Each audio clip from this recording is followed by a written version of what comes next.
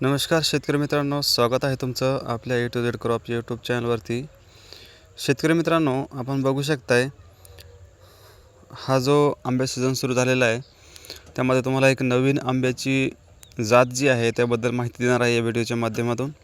आपण जर माझ्या चॅनलवरती नवीन असाल तर चॅनलला सबस्क्राईब करा आणि वरती दिलेलं बेल आयकॉन दाबा, जेणेकरून तुम्हाला प्रत्येक व्हिडिओचं नोटिफिकेशन मिळत राहील। तर शेतकरी मित्रांनो, आपण आपल्या चॅनलच्या माध्यमातून आले बाजार भावाची अपडेट देत असतो, इतर पिकांबद्दल अपडेट देत असतो। त्याचबरोबर आपण आंबा जे आहे, आंब्यामध्ये नवीन व्हरायटीवर आपण सध्या लागवड केलेली होती प्रयोग तत्वावर। बऱ्याचशा फॉरेनच्या व्हरायटी आहे, विदेशी व्हरायटी, त्यातून ही एक आहे बनाना मँगोची। ही जी व्हरायटी आहे थायलंडची बनाना मँगो आहे। ह्या व्हरायटीचं वैशिष्ट्य असं आहे की ही खाण्यासाठी गोड तर आहेच, प्रत्येक आंबा चांगल्यापैकी गोड असतो। याची साईज खूप मोठी होते, एकदम केळीसारखे लांबट असतो हा आंबा।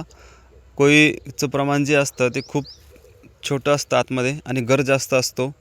त्यानंतर शेल्फ लाईफ चांगली आहे आणि फळधारणा जी आहे तर लवकर होते आणि प्रत्येक वर्षी चांगली क्रॉप देते। आता बरेच आंबे जे असतात ते एक वर्षातून फुटतं, एक वर्ष फुटत नाही, किंवा 2 वर्ष फुटतात, 1 वर्ष फुटतच नाही। तर असा काही प्रकार ह्या व्हरायटीमध्ये नाही आहे।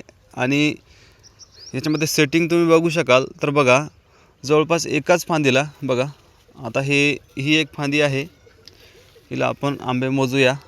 1 2 3 4 5 6 7 8 9 10 11 12 13 14 15 16 17 18 19 आणि हे 20 21, म्हणजे जवळपास 20-21 आंबे एकाच फांदीला आता सध्या सेटिंग झालेले आहे। यातून अजूनसुद्धा समजा 10 जरी गेले तरी 10 आंबे ह्या आता एका बघा किती छोटी फांदी आहे, ह्या फांदीवरती जर 10 आंबे सेटिंग झाले तरी मोडणार, नक्कीच मोडणार ती।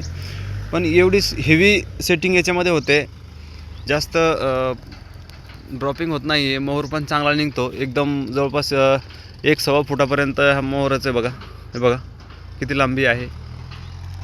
फळाची साईज बघू शकता, आताच याची जो आहे आंब्याचा आकार जो आहे लंबाचा आहे बघा, नेमकी सुरुवात आहे।